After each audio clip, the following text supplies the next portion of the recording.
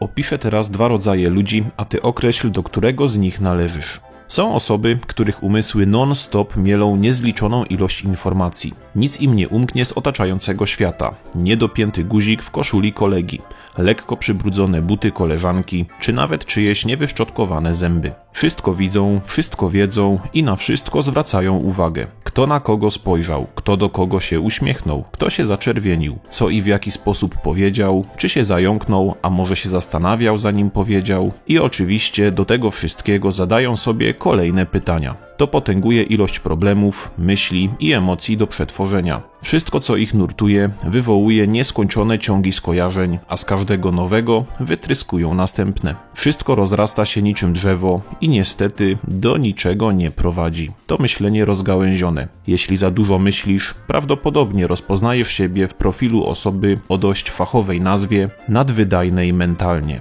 Inni używają na te osoby bardziej obraźliwych określeń. Według szacunków takich osób na świecie żyje tylko od 15 do 30%. To osoby myślące prawą półkulą mózgu. Może siebie w tym opisie rozpoznajesz albo kogoś z twojego otoczenia. Z drugiej strony są osoby bardziej analityczne, rzeczowe i metodyczne. Jest ich znacznie więcej. Takie osoby potrafią przejść nad wieloma rzeczami do porządku dziennego. Nie rozpraszają ich takie nieistotne szczegóły. Jakiś odpięty guzik nie zwraca ich uwagi. W ogóle się nie zastanawiają nad tym, czy ktoś zapomniał, czy też jest mu ciepło. To absurd nad wszystkim się zastanawiać. W ogóle nie zwracają na to uwagi, a nawet jak zwrócą, to do tego nie zadają sobie kolejnych pytań, co właśnie zrobiłby nadwydajny mentalnie. Wszystkie problemy, które te osoby widzą, znaczna większość po prostu ignoruje, nie dostrzega, no bo po co się nad takimi rzeczami zastanawiać? To dzieje się automatycznie. Niczego nie wypatrują, nie doszukują się i niczego nie próbują się domyślać. A więc ilość ich pytań i problemów nie rozrasta się niczym drzewo. Mózg pozwala im skupić się na jakimś istotnym problemie, a nie na wszystkich pobocznych. Bez trudu wymazują z pamięci to, co im niepotrzebne lub to, co im przeszkadza. O wiele łatwiej oceniać też ich osiągnięcia. Są metodyczni i rozwiązują problemy jeden po drugim. Te osoby myślą lewą półkulą.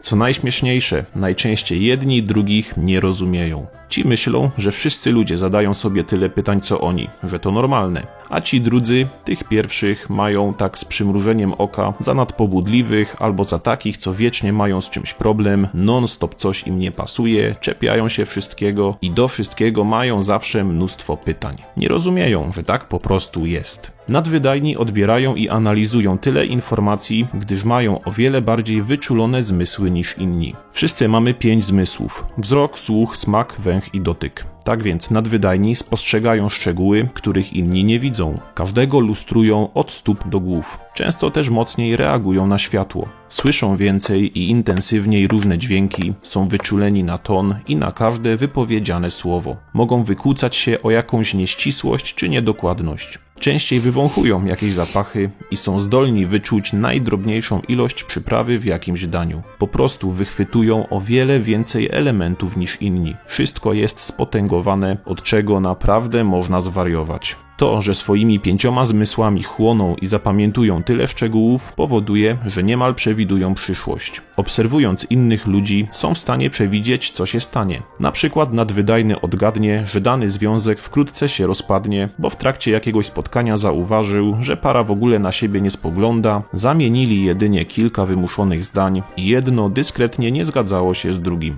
Kilka tygodni później dana para się rozstaje, przepowiednia się spełnia. Oczywiście nadwydajny nie mógł nikogo o tym ostrzec, bo byłby besztany przez swoje otoczenie jako ponurak czy zwiastun złej nowiny.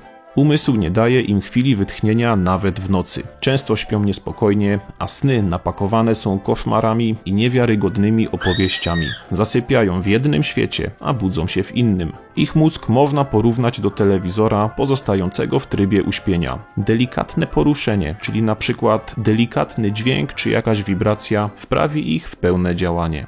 To bardzo przykre, ale myślący za dużo tak naprawdę cierpią, bo czują, że nie pasują do tego świata. Ich system wartości zbudowany jest ze stali. Mają dokładne wyobrażenie tego, czym powinna być uczciwość, lojalność, miłość czy przyjaźń. W relacjach międzyludzkich poprzeczkę zawieszają bardzo wysoko i myślą, że te wygórowane kryteria są normalne i oczywiste. Oni sami są przecież życzliwi, sprawiedliwi i szczerzy, a później nawet mały i błahy incydent w ich oczach nabiera ogromnych wielkości. Dla nich właśnie wydarzyła się prawdziwa tragedia, którą trzeba oczywiście omówić, bo mają do niej mnóstwo pytań i nie mogą po prostu przejść obok tego do porządku dziennego. Wcześniej czy później nadwydajnego zawiedzie ukochana osoba, przyjaciel czy zwykły kolega. Nadwydajni mają w głowie fabrykę, która taśmowo, na wysokich obrotach produkuje wątpliwości, pytania, analizy, pomysły i emocje. Moc ich umysłu można porównać z bolidem Formuły 1. Można poszaleć, ale nie wszędzie, bo można bardzo łatwo przeholować i zrobić sobie albo komuś krzywdę. W naszym społeczeństwie ludzie wrażliwi, emocjonalni i uczuciowi postrzegani są za słabych, niedojrzałych i impulsywnych. Jeśli należysz do tych ludzi, to na pewno o tym wiesz, bo otoczenie non-stop cię poucza i strofuje jak dziecko. Zatem, jak nie ulec wypadkowi z mózgiem o mocy bolida Formuły 1? Nadwydajny, choć trudno ci przechodzić nad takimi rzeczami do porządku dziennego, to muszę ci powiedzieć, że się nie zmienisz, taki już będziesz. Pamiętaj ale, że masz zalety ściśle związane z twoimi wadami, zatem prawdopodobnie jesteś życzliwy, serdeczny i ofiarny na rzecz innych ludzi. Pewnie jesteś także uczciwy, sprawiedliwy i szczery do bólu. Masz otwarty umysł i jesteś ciekawy świata. Gdy pogodzisz się z własną naturą, to łatwiej pokierujesz swoją wysoką wrażliwością. Gdy poznajesz siebie, to coraz lepiej siebie rozumiesz, a także łatwiej przewidujesz i przyjmujesz swoje burze emocjonalne. Ponieważ twój umysł, jak młyn, cały czas miele informacje, to najlepiej, gdyby mielił z pożytkiem. Gdy dostanie dobre ziarno, czyli dobre informacje, to jest szczęśliwy. Zatem powinieneś mu dostarczać nowe wiadomości, różne projekty do realizacji i wyznaczać nowe zadania. Prawdopodobnie jesteś ciekawy wszystkiego, lubisz gromadzić nową wiedzę i największe szczęście daje ci zajmowanie się kilkoma rzeczami na raz. No to dlaczego masz sobie tego odmawiać? Gdy młyn pracuje na pusto, to człowiek zaczyna się nudzić, a potem szybko wpada w depresję. Dostarcz sobie odpowiedniego ziarna do zmielenia. Bardzo dużo znajdziesz go w omawianej przeze mnie książce. Jeśli czujesz, że w tym filmiku opisałem ciebie, to książka jest właśnie o tobie.